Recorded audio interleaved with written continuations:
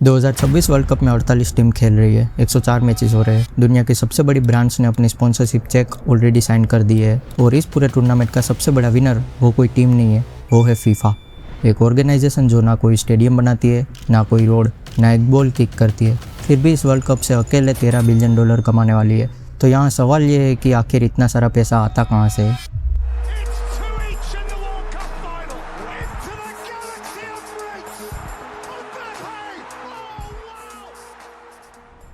पहले समझो कितना बड़ा नंबर है ये। 2019 से 2022 तक जब कतर में वर्ल्ड कप हुआ था, फीफा ने 4 साल में $7.5 बिलियन कमाए थे। अब 2023 से 2026 के साइकिल में यह नंबर सीधा $13 बिलियन तक जा रहा है, सिर्फ 4 साल में ऑलमोस्ट डबल। फीफा ने और कुछ नहीं बल्कि अपना सबसे बड़ा प्रोडक्ट और भी बड़ा कर दिया है।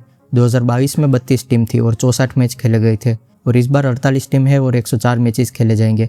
40 एक्स्ट्रा मैचेस मतलब 40 एक्स्ट्रा एडवर्टाइजमेंट स्लॉट, और इससे ब्रॉडकास्टर को ज़्यादा कंटेंट बेचने का मौका मिलेगा। इसी वजह से सिर्फ ब्रॉडकास्टिंग राइट से फीफा इस बार $4 बिलियन से ज़्यादा कमा रहा है। अमेरिका में अकेले फॉक्स और टेलीमुंडो ने मिलकर $1 बिलियन से ज़्यादा दिए हैं राइट्स के लिए, और इंडिया में जहां दुनिया की सबसे ज़्यादा फुटबॉल देखने वाली पॉपुलेशन बैठी है, वहां फीफा ने राइट्स सिर्फ $25 मिलियन में बेच दिए। वही कंपनी जो क्रिकेट के राइट्स के लिए हज़ारों करोड़ लेती है, वहीं फीफा से इतना कम क्यों लेती है? क्योंकि फीफा के लिए इंडिया अभी भी एक छोटा मार्केट है। दूसरा है sponsorships. Coca Cola, visa, Adidas जैसी कंपनीज फीफा को $2.8 बिलियन से ज़्यादा दे रही है, सिर्फ अपना लोगो वर्ल्ड कप के साथ दिखाने के लिए। तीसरा और सबसे तेज़ बढ़ने वाला स्ट्रीम है टिकट और हॉस्पिटैलिटी। कतर में ये रेवेन्यू करीब $950 मिलियन था, और इस बार ये $3 बिलियन तक पहुंच सकता है, 3 गुना ज़्यादा सिर्फ टिकट और वीआईपी बॉक्सेस बेच के। लेकिन इस बार टिकट के प्राइसेस इतनी ज़्यादा बढ़ी है कि फैंस खुद प्रोटेस्ट कर रहे हैं। जैसे जैसे डिमांड बढ़ रही है, वैसे वैसे टिकट के प्राइसेस भी बढ़ते जा रहे हैं। एक नॉर्मल ग्रुप स्टेज मैच की टिकट भी कई फैंस के लिए 1 महीने की सैलरी जितनी महंगी हो गई है। ये फीफा के लिए एक नया रेवेन्यू ट्रिक है। लेकिन इतना सारा पैसा बनाने के बाद फीफा खुद कितना खर्च करती है? बहुत कम, क्योंकि स्टेडियम बनाने का खर्चा होस्ट कंट्री उठाती है। इस बार यूएसए, मेक्सिको और कनाडा वो होस्ट कंट्रीज है। सिक्योरिटी, रोड्स, इंफ्रास्ट्रक्चर सब होस्ट कंट्री का खर्चा है। फीफा सिर्फ एक चीज़ का बड़ा खर्चा उठाती है, वो है प्राइज मनी, और इस बार ये भी रिकॉर्ड लेवल पार है। टोटल $871 मिलियन, जो 2022 के $440 मिलियन से दुगना है। वर्ल्ड कप जीतने वाली टीम को $50 मिलियन मिलेंगे, लेकिन यहाँ ये पैसा प्लेयर्स को सीधा नहीं मिलता, ये फेडरेशन को जाता है, और फेडरेशन डिसाइड करती है प्लेयर्स को कितना देना है। तो फिर होस्ट कंट्रीज ये डील क्यों करती है अगर सारा खर्चा उनका और सारा पैसा फीफा का?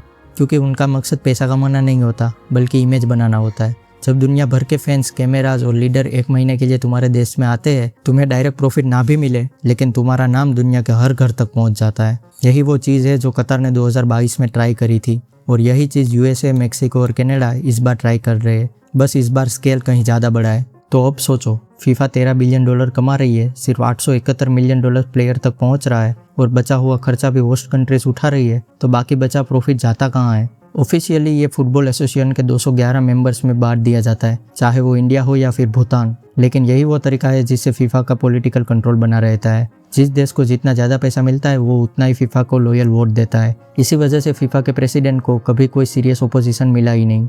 यह है फीफा का असली बिजनेस मॉडल, जो एक वर्ल्ड कप के प्रॉफिट में किसी भी प्राइवेट कंपनी को पीछे छोड़ देता है, और उसका सबसे बड़ा एसेट है आपका स्क्रीन टाइम। हर बार जब आप एक मैच देखते हो, तब एक एड देखते हो और एक जर्सी खरीदते हो। इन्हीं सब चीज़ों से फीफा का रेवेन्यू बढ़ता ही जाता है। तो अगली बार जब कोई मैच देखो, याद रखना असली विनर तो पहले से ही डिसाइड हो चुका है।